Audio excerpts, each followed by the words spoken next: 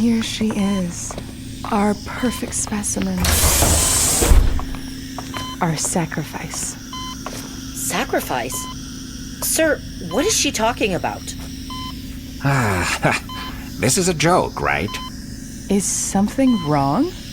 I told you to keep that deputy out of this, and you bring me his ex-wife?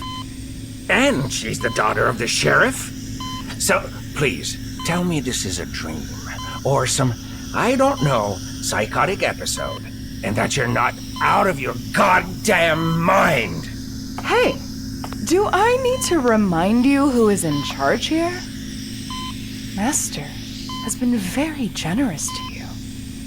And everything that you do at your little power plant is for the cause. Don't for a second think you are the one with the power here. Understood? Yes, I get it. Great. Now, tell me, is the bone saw ready? Bone saw? What are you talking about? We aren't planning an amputation. What is going on here? My dear Dr. Benson, we've discussed this. In order for Project Alba to work, we will need a human host. I thought you understood that. I understood that we would need a human being, yes, but I perceived it as a recently deceased human, not a living, breathing one. Now, no need to get hysterical, Doctor. You're a scientist. Get over it and do your job. How are the blood tests looking? But Mr. McGowan... Benson, just do as she asks. The results of the blood tests, Doctor? What is this, Valerie? What the hell is going on? Blood tests all look good. I don't understand. Valerie, I thought we were friends. I trusted you. Yes, that is regrettable. I will miss that. But don't worry. We can still have our little chats. You just might be a little less responsive. Don't get me wrong. It has genuinely been a pleasure. It's just never easy mixing business and friendship. Even so, we all have a purpose, and we must serve our purpose. Instruments are now sterilized. What purpose? The greater good. You're insane! Enzyme synthesis is... shit. Problem? The enzyme reaction is showing premature denaturing. We're not all scientists here. Can someone tell me what that means? It means the entire goddamn batch is defective. It'll kill her long before taking hold. I'll need another 2 hours, at least. Fine. I have to get back to my other job before anyone suspects anything. We'll pick this up tonight. But make sure it's right this time, or... well, use your imagination. Not long now, Julia. Then your sacrifice will be rewarded. Reward? Screw you! Screw all of you! Jack is going to find Jack you. is wrapped around my little finger. The only place he's going to find me is in his bed. 2 hours, Benson. We'll be back.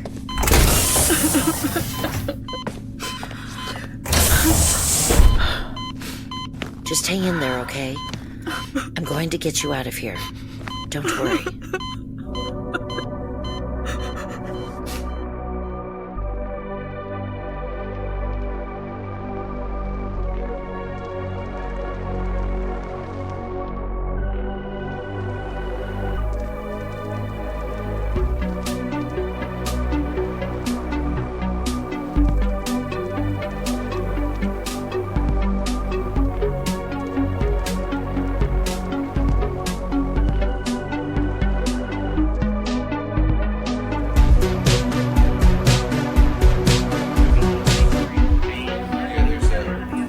Chapter 5 Revelations.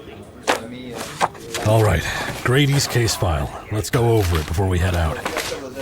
Wife and 2 children found in their respective bedrooms, all mutilated by an unidentified sharp instrument, possibly a handheld garden rake, as evidenced by injuries. All 3 victims were nearly disemboweled. Jesus, you've got it memorized? Not by choice. I haven't been able to get it out of my head. I know what you mean. 1984, the Elmhurst Family Annihilator. It was the first big case I ever worked in Chicago. I could draw you a map of the scene, even now. Sometimes these cases just get to you. Hazard of the job. Anyway, let's go over his file one more time. By all accounts, he was a stand-up guy. Battlefield surgeon in World War II, earned the Medal of Honor for his work in Normandy, deacon in his local church, a loving father, devoted husband, right up until he put a pillow over their faces and tore them open. Basically, yeah. Well, Grady and I are both veterans. Granted, of 2 very different wars, but veterans nonetheless. I think we could use that to our advantage. With what we know, it's going to be hard acting friendly with him. I know, but we won't get anywhere going in guns blazing on a confused old man. So, how do we do it? By finding out what we have in common, and by accepting the uncomfortable truth. There but for the grace of God go I. You really believe that? Mayor! Important business as always, I take it. Well, I just came by to report a couple of missing clowns, but it looks like I found them. We're on our way out. What do you want, Gary? A competent sheriff's department would be a start. I'm not here for tango and trash. I'm looking for Rita. Back here. Radio me if he overstays his welcome.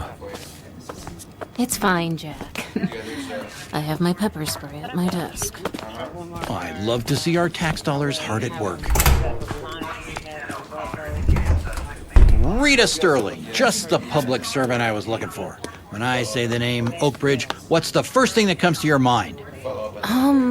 Let me think. Hell, That's right, community. And the heart of this community lies here, Rita, with yourself and the fine folks of the Clarence County Sheriff's Department. Give or take a couple of people. Gary, what do you want? Does anybody respect the title of mayor anymore? Oh, sure, I have no issue with the title. Okay, look.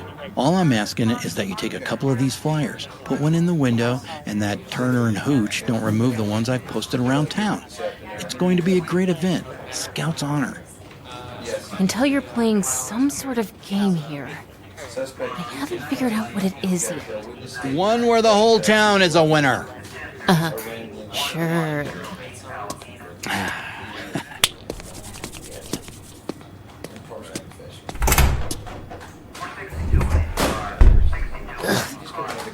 I'll never get what this town sees in that man.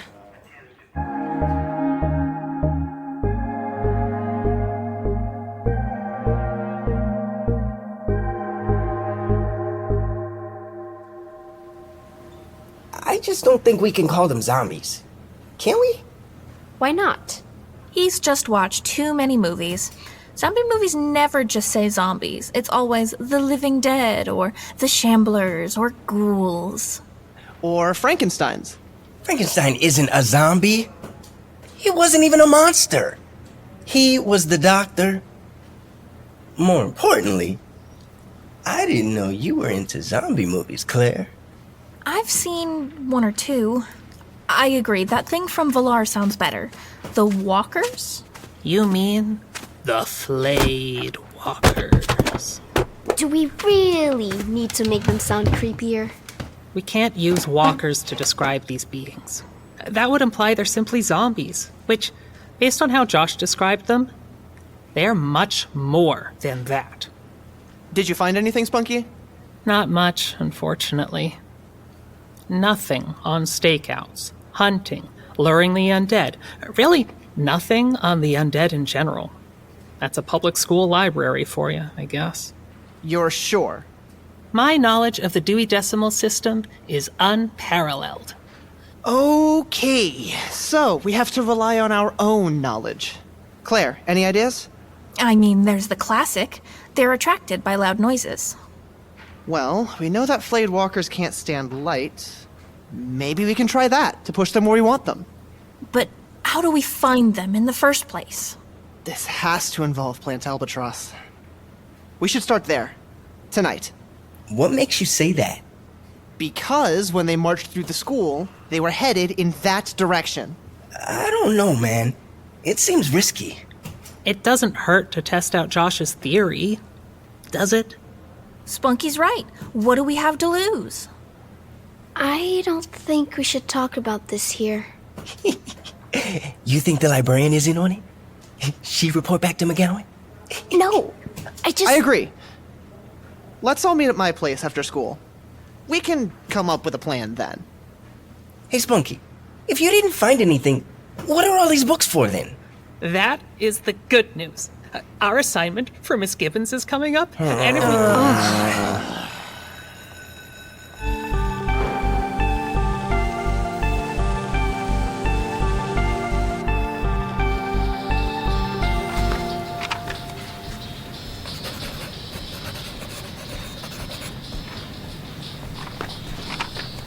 Hey, you.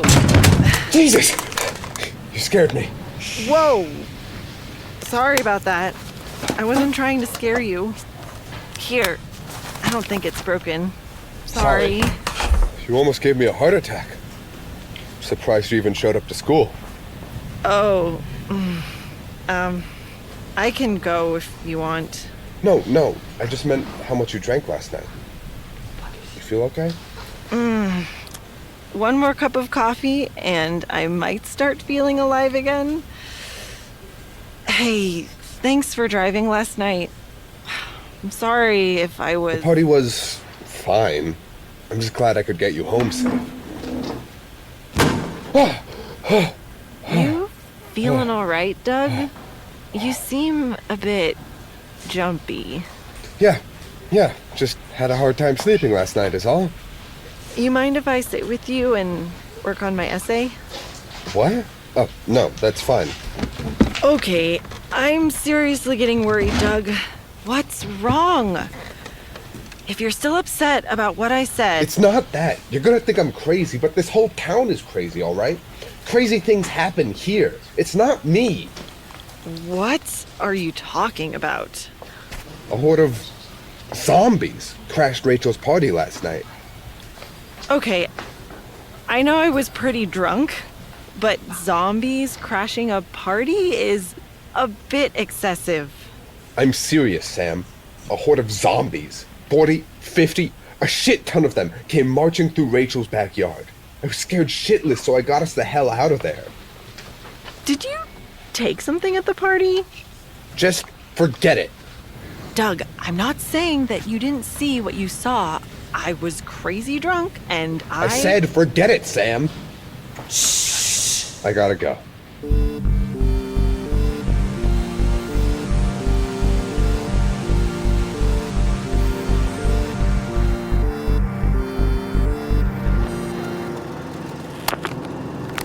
The first thing you'll see on arrival to Oakbridge is the two colossal cooling towers of Plant Albatross. The megalithic concrete structures stand tall and uncertain. Do they stand as pillars of hope for a future United States divested from oil? For cheap, secure energy for all? For many, they are dark omens, a disaster waiting to happen, a looming threat to all mankind. I'm reminded of the time I spent in Cairo during the riots of 1986. After the burning of hotels near the pyramids, I asked a member of the Central Security Forces what the monuments meant to him. That your greatest achievements will one day be a pile of rocks to someone else. That brings me back here, to these pillars of hubris. And deep inside, their mad king, Peter McGowan. What do these towers mean to him? The obvious answer is power, but not nuclear. Today, I intend to find out what he keeps buried in his sarcophagus.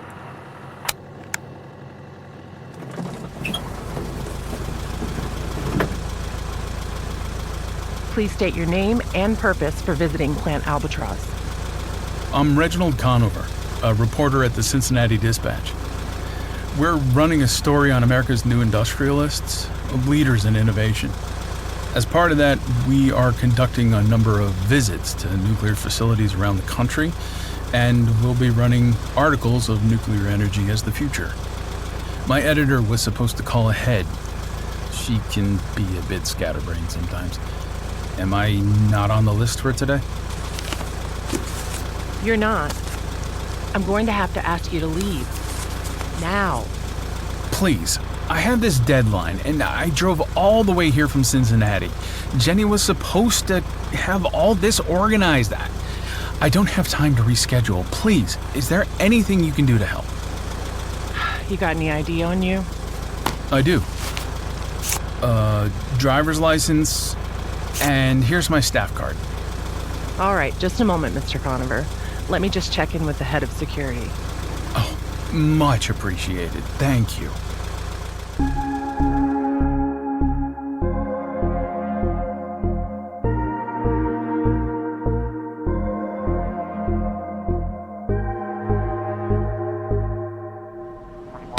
All good at home base, Rita? All good here, Jack. Nothing to report. And the mayor?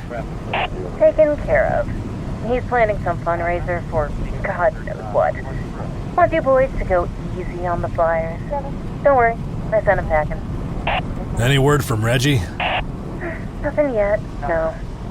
I'll be sure to let you know once I hear something. I know you will. Thanks, Rita. She sounded worried about him. You don't think they're... No, but I'd give them about a week till they're official. You're not worried? Why would I be? He seems like a great guy from what I know of him. They might be good together. Not that. Sending him to the plant by himself. I don't like it. He's a civilian, not an undercover officer. He's smart, and I'm sure he's dealt with people a lot worse than McGowan. He knows what he's supposed to do. Get in, get the information, get out, no heroics. With all due respect, I think very few people have gone up against someone like McGowan.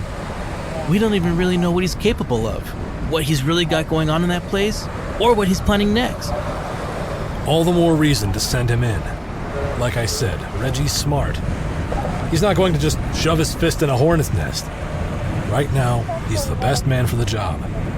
We can't plan for what we don't know. All right, I'll drop it.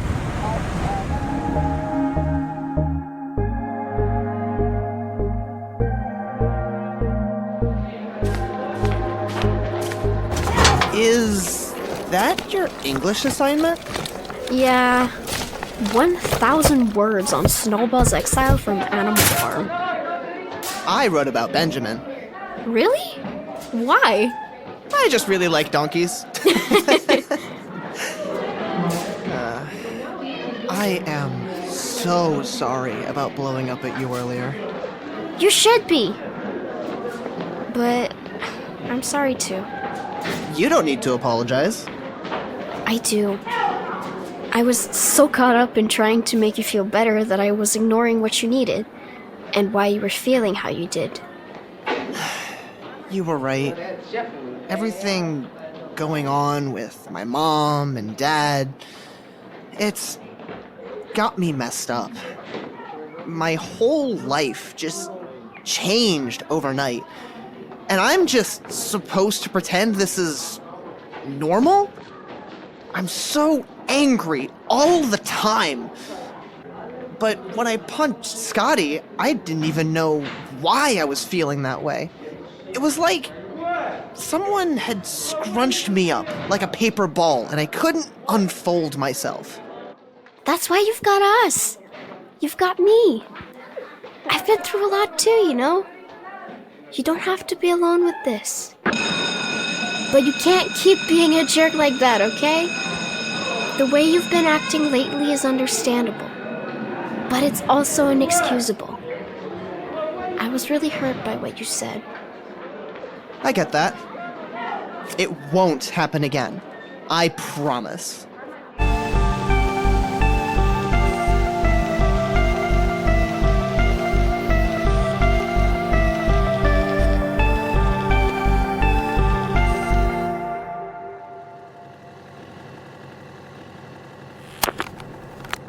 I have previously reported on Peter McGowan and his struggles with mental health. That article and my current investigation are not in any way a vendetta or personal grudge against the man.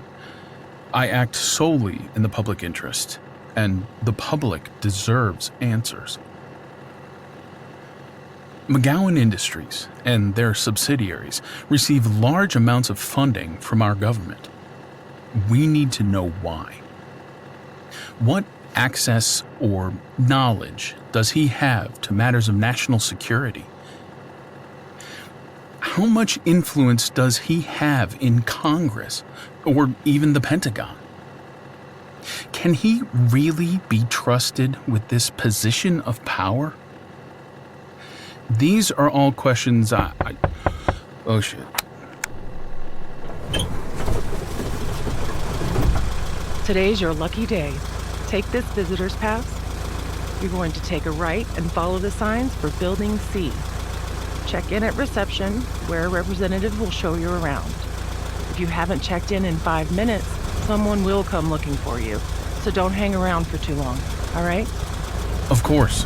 Thank you for this.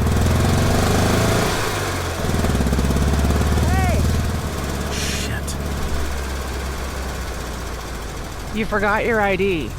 Oh, right. Thank you for that. Right. Get it together, Reggie. It's game time.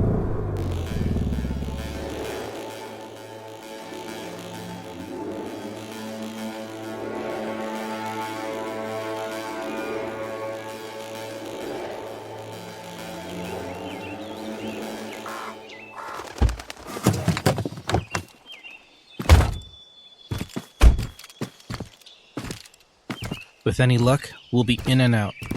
Just don't talk about any mutant monsters in the woods. They might not let you back out. Don't joke. Seriously, these places give me the creeps, especially this place. It doesn't seem that bad to me. Look, there's a garden and everything. I've been researching this place. There are stories, Jack. Have you not looked into this? I'm here to interview a person, not a building. Anything else is a distraction. I think knowing a bit more about where he spent the last 50 years of his life could be useful. Especially with what they say about this place. It could connect some dots. Identity and purpose. Deputy Jack Harris and Officer Jimmy Lopez here to speak with Lionel Grady. Stand by, please. All right, you might have a point. What do they say about Central State? A lot, actually. I have a file back at the station. The biggest thing is the sheer number of deaths reported in the last 30 years. Almost everything is abnormal. I mean, some level of death is expected in a place like this, but the death rate is highest in the country. Cause? Suicide is the main cause listed. That makes sense for a mental hospital. Third floor, Block A. Leave your weapons in the lockers at reception. I imagine a lot of the people in here are suicidal. That's true, but the rates here are 12% above the national average. And the moment you look into some of them, they just don't make sense. One file I saw, the man supposedly put a hole in the back of his own skull. Can't think of a lot of ways to do that. And none of this is being investigated. Most of the patients who die here don't even have any family. At least none that care. In fact, it seems like they go out of their way to request inmates that nobody would look too hard at. Like Lionel Grady. Exactly. Plus, there are also the cancer rates, 17% above the national average. And then there are the ghost stories. All right, you can tell me about that another time. If that's the case and something's going on here, why has this place not been shut down? Because nobody cares. Like I said, most of these people don't have family. The ones that do often just want to forget about them. It's sad. These people are sick. They shouldn't just be abandoned. Or worse. Even someone like Grady? I don't want to say yes. I can't say no either. There's something more to this, isn't there? This feels personal. My grandfather, Papa Lopez, he spent some time in a place like this. We used to visit once a month, and honestly, I would look forward to it. Most of the time. He would always tell me these amazing stories about his life. But the longer he was in there, the worse he got. Not better. My parents probably thought I was too young to notice, but I could see the dead look in the eyes of the other inmates. Then, every 4 months or so, he would have the same look. Then every other visit, until finally, he would barely speak at all. After 3 visits with no communication, on the way home in the car, I burst into tears. Mama asked me what was wrong, and I told her I was sad because of all the stories that died in that place. That's all I saw when I looked at Papa and the other people in that hospital. Lost lives. You, still remember the stories he used to tell you? I do, yeah. I wrote down quite a few of them. That's great. They're not gone then. Maybe you can tell me about them sometime. Look, if this is too much for you, or if it gets too much in there, you can step out. But if you're going in there, I need you at 100%, alright? Yeah, I'm good. I got your back. Good. Let's get in there then.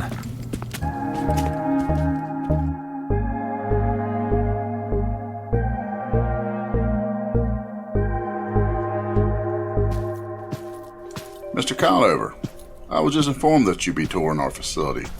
Welcome to Plant Albatross. Reggie is fine. Reggie, got it. My name is Vincent Pine. I am the safety administrator here at Plant Albatross. I am responsible for meeting all the environmental and regulatory standards.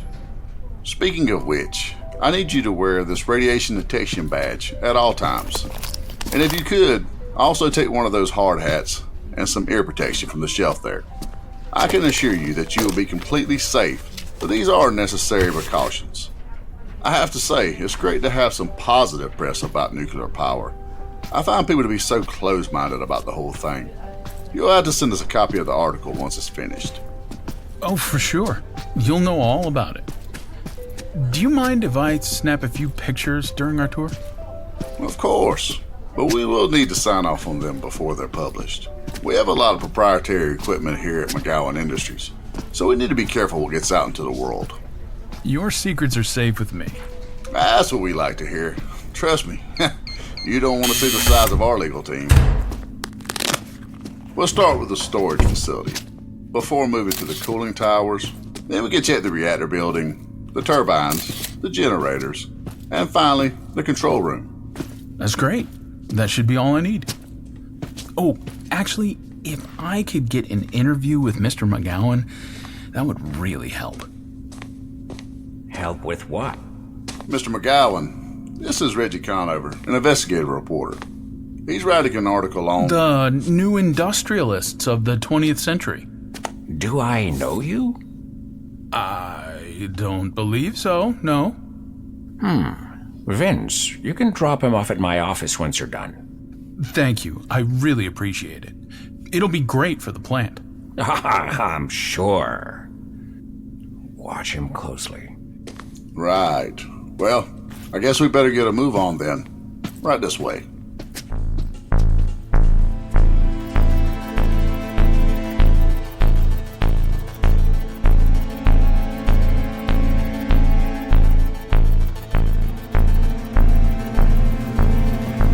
Lionel Grady? Well, that's me. You fellas must be from the sheriff's office down in Oak Ridge. We are. I'm the deputy sheriff, Jack Harris. This is Officer Jimmy Lopez. All right, let's get on with it then. Drop your pants and bend over. They won't let me speak to you without a pat down first. Jack? What's he talking about? I'm not entirely sure.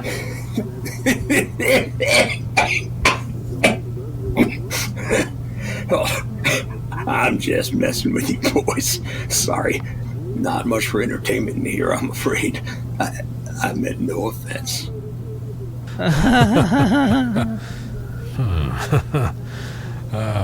None taken. We appreciate you asking to see us. Yeah, it must have been awful hard to drum up the nerve to be willing to speak with the police after everything you've been through. Willing? There's no willing here except the Almighties and the Wardens. And the second likes to talk for the first. What do you mean by that? Take a look around you. Nothing much happens here without the Warden's sign-off. 0700, wake up. 0745, breakfast. 0815, meds. You get the point. Every day for 45 years or so. Can't take a shit without him signing off on how many sheets of toilet paper you get. Sometimes I'll piss myself and blame it on my age, just to make a choice for myself.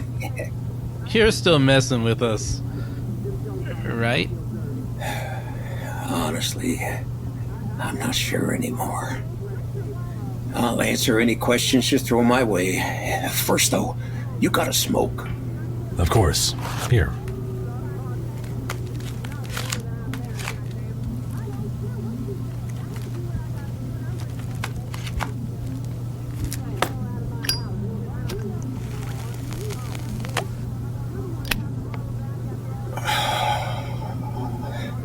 All right. What do you want to know? Let's start with why you wanted to speak with us. You're an intelligent-looking lad, Deputy. You tell me. I'm sorry, I don't understand. Come on, Jack. May I call you Jack? You know as well as I do that you have questions on your mind that you are dying to ask. Oh, okay. We're looking into someone who used to be a patient here, and since you've been here for so long, we thought you might remember him. Lots of people come and go here, and there's about 20 years I don't have much recollection of, but I'll give it a go. Do you remember someone named Peter McGowan? Oh, that son of a bitch. Oh, yeah, I remember him. He was no patient. He was running the whole operation. I'm confused. We've seen the records. He was institutionalized. Oh, at first he was, yeah. A real mess when he came in, but we got on all right. I was a bit less cogent back then, but he would sit with me and talk. I think he respected me as a fellow doctor.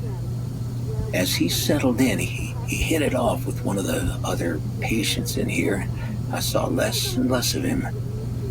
Before you know it, he's wearing a white coat and doing the rounds with this guy. Who was this other patient? The name escapes me. Sorry. You don't remember anything about him? You see this scar right above my eye? It was 1965, and a traveling physician came by.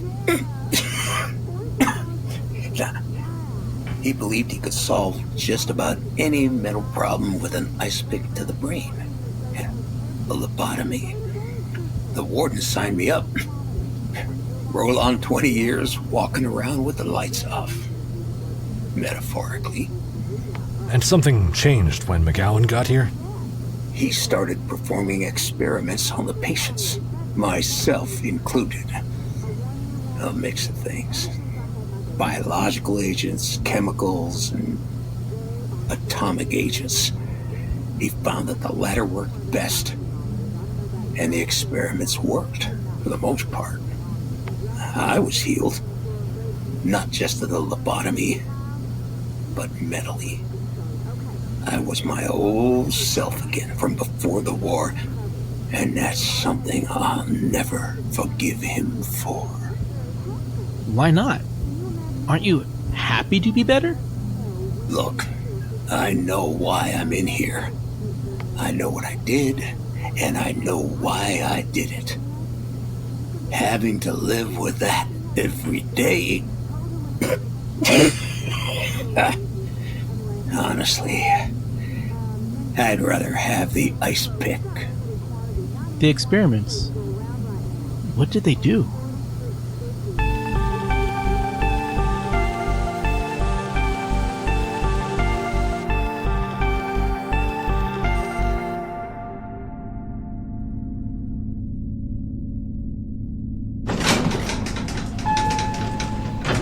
See, this is the thing people don't get, and what really gets me excited. People talk about the disposal issue all the time.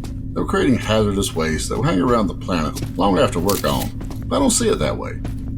Geological storage, that's placing the waste deep underground. To me, it's merely storing future resources. As we become more efficient in energy extraction, we'll be able to recycle those catches. I mean, really, beyond just energy. Who knows what other future technologies we could use it for? And that's what you're working on in these labs, correct? Yes, sir. This is R&D. The future is behind those doors. Is this not our next stop? I'm afraid that's not part of the tour. Very few people are authorized in that area. Even fewer know what really goes on in there, I'm sure. That's where they keep the secret weapons, huh? I can assure you, even if I did know what was going on in there, I couldn't tell you. Hey man, I know when to stop asking questions. It's all good. So, have I been cleared for that interview with Mr. McGowan yet? Let me see. You have indeed, Mr. Conover. Let's go to my office. Vince, I can take things from here. Of course, sir. It was really nice meeting you, Reggie. Just send those pictures over when you're ready to publish. Will do. Thank you for the tour.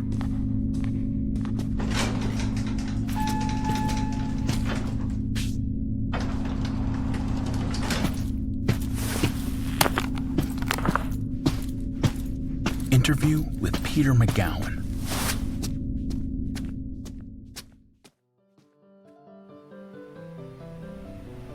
Coffee? Sure. I'd love some, thanks. There are cigars there on the desk. Help yourself. Oh, I'm good. I haven't smoked since I was 17. You don't mind if I... Not at all. This is your kingdom. Oh, I like that. I can see why you're a writer. You're here to talk to one of America's new industrialists. Is that correct? That's right.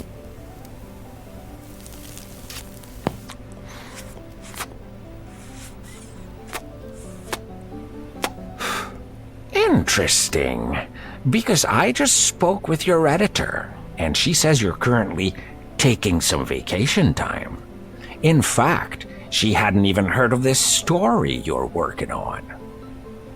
I'm sure that a man like yourself can appreciate that. Even when I'm on vacation, I never really stop working. It was something I was going to pitch when I was back in the office. Ah, a better lie. I'm sure it's partly true. I'd believe it, but speaking with your boss jogged my memory. Maybe I should come back another day. Oh, shit. Owner of a multi-million-dollar corporation spent time in institution. Yes, quite the storyteller you are.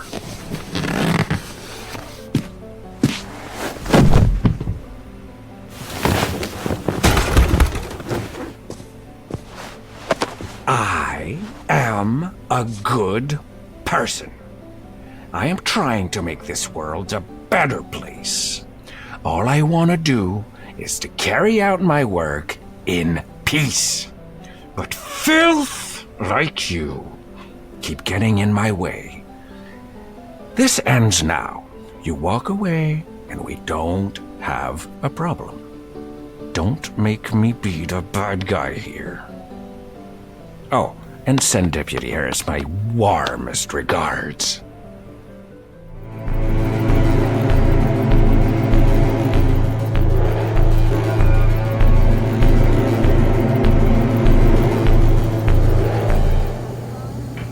It started off simple.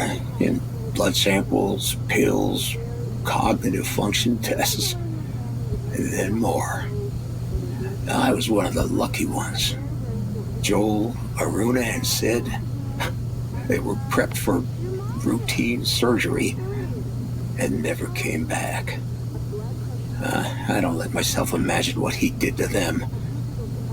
Things really escalated for me when he brought it. And it was some sort of modified dialysis machine, I think.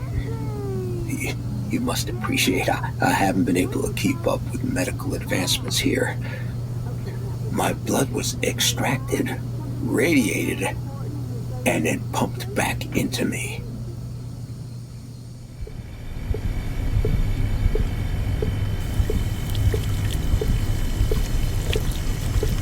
Don't worry, Lionel.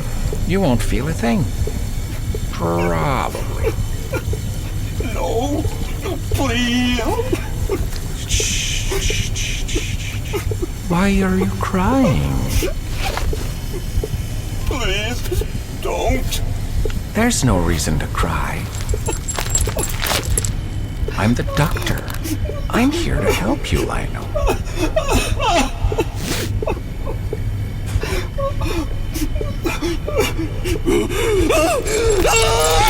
Stop that at once! You stop that, or I'll send you straight to the bath.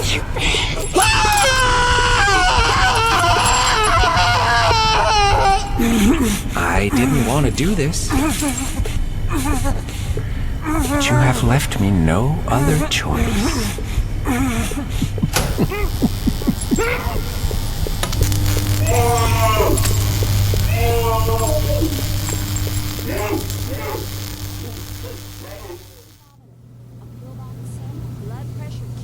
It was after my third treatment that I started coming back to my senses. I could see the others come back, the ones that did. It affected us all a great deal, some more than others. I helped where I could, but there was no saving most of them. Peter didn't realize at first that I was getting better. He would talk freely in front of me, bring G-men in to watch him work. I didn't catch it all, but I know he was getting money from the government for his work. Now, once he left here, I knew his research would only continue. But I managed to put that to the back of my mind. That is, until last year when those 3 kids showed up dead. Peter always talked up the medical and societal benefits of his research, what he could achieve for mankind.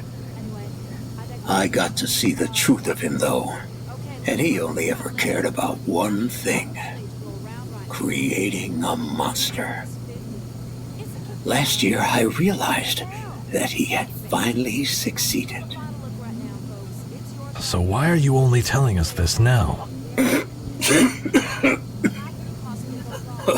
What do you get when you cross a mental patient with 4,000 millisieverts of radiation? Cancer. I'm sorry. I'm not. It's about time I get what's coming my way. We really appreciate you wanting to speak with us and for all you've told us. We're gonna do everything we can to make sure Peter McGowan pays for what he did. Well, if you can nail that son of a bitch in the next 2 months, you come back and let me know. All right? You can count on it.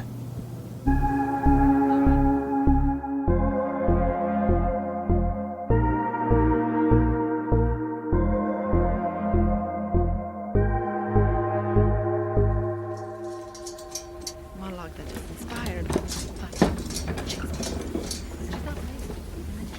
Anyway, what did he say? Positions, everyone! Positions! Cassie, we are doing Act 3, Scene 2, and I don't see my balcony anywhere.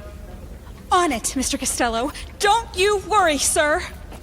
I'm always worried. Juliet, if you could please take your mark. And if we could have spotlight on Juliet? I'm sorry, sir. Doug couldn't make it today. He had something really important come up that he had to take care of. Something important? We are mere days from opening night. What could be more important than that? He didn't say. Typical.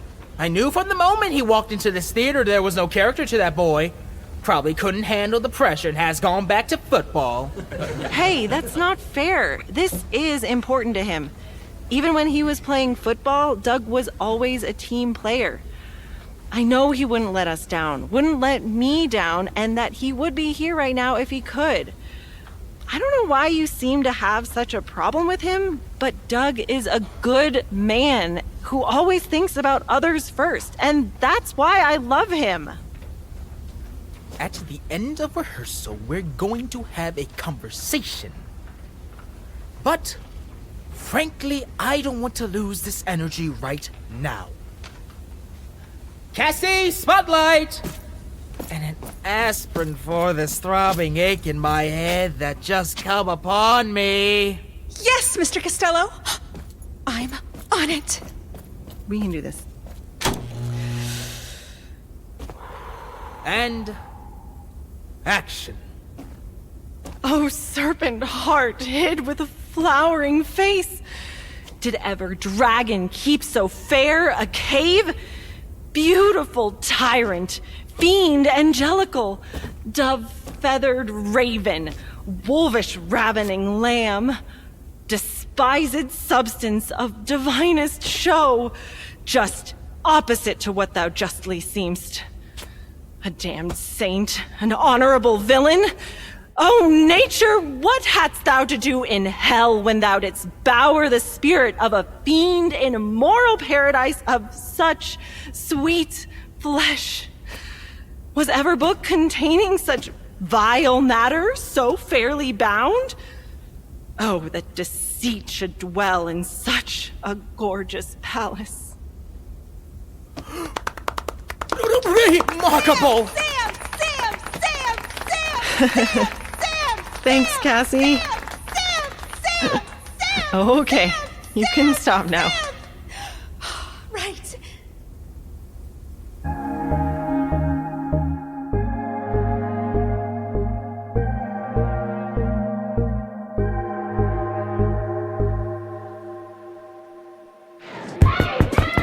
No response. Must have headed home for the day. I wonder if... Ha! It's unlocked.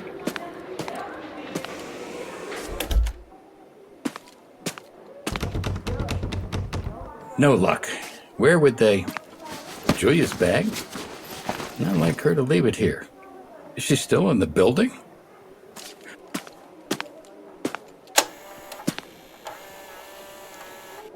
There we go. No label. Makes sense. Must be today's. Where would they...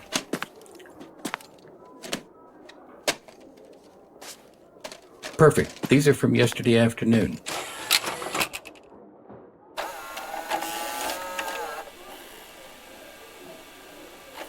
Strange.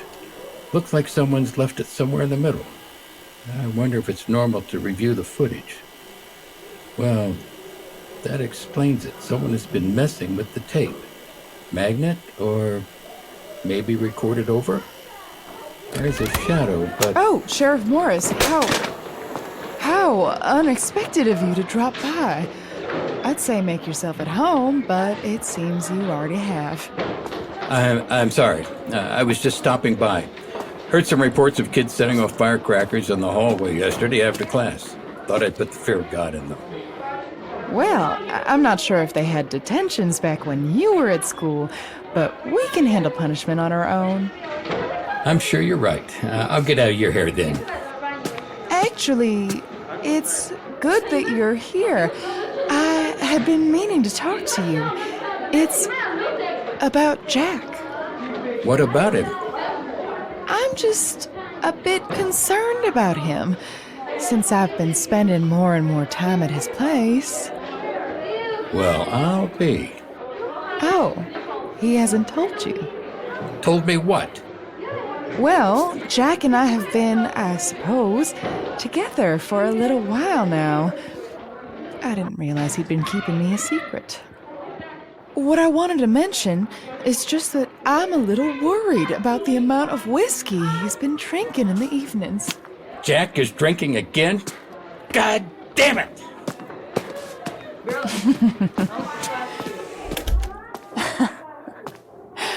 Too easy.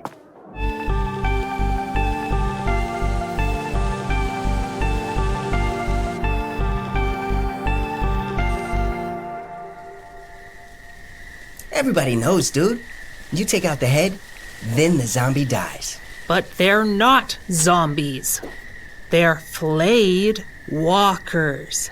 Same difference. Absolutely not. One is a viral infection. The other is possession by necromantic energy. Magic doesn't have to abide by the same rules. Wouldn't a possession still require a central nervous system to control the body? I always felt it was more, like telekinetic control of the body or something. Look, here it is. When the bite of a flayed walker reduces a character to 0 health, they must succeed on a roll of 10 or higher. On a fail, they will return on their next turn as a flayed walker. If their brain is intact. Hell yeah. Baseball bats it is. But if you're close enough to need a bat, you're already toast. I think you two might be enjoying this a bit too much. She's right. We need to take this seriously.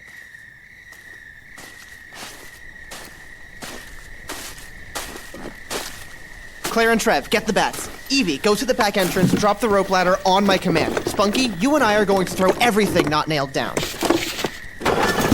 Oh, hey! What's going on up there? Doug? Oh no. Do you think they got Doug? I didn't know he had any brains to eat. He hasn't been flayed. If you're looking for Sam, she's still at practice, I think. No. I was actually looking for you guys. I know something is going on, and I think you do too. What makes you think you're prepared to take on the flayed walkers? Well, I, don't know what you just said, but I got something I think will help. Some research you can't get your hands on. No way! Is that... I rented every zombie movie the Kino Mart had. Welcome aboard.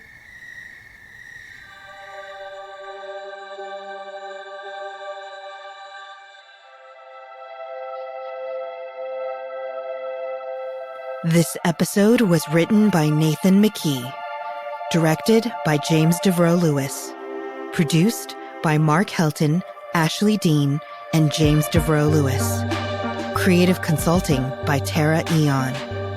Audio editing and effects by Joe Bly with Kiana Music. Original music by Louis Palfrey.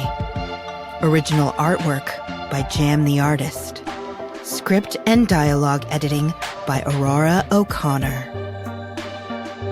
This episode featured the voice talents of Connor Howard as Jack, Monica Wolfkill as Julia, Angel Kabarlak as Jimmy, Justin Klauser as Sheriff Morris, Sarah Velarde as Josh, Caitlin Cole as Claire, J-Rome as Trevor, Andrew Wade as Stanley, Anouk Savard as Evie, Rachel Anderson as Sam, Ari Kafarada Jenkins as Doug, Brian Murphy as Mayor Carmichael, Remy Savard as Peter, Gina Moravec as Rita, Carrie Hampton as Valerie, Michelle Calhoun as Dr. Benson, Matthew Woods as Reggie, Nick Folson as Mr. Costello,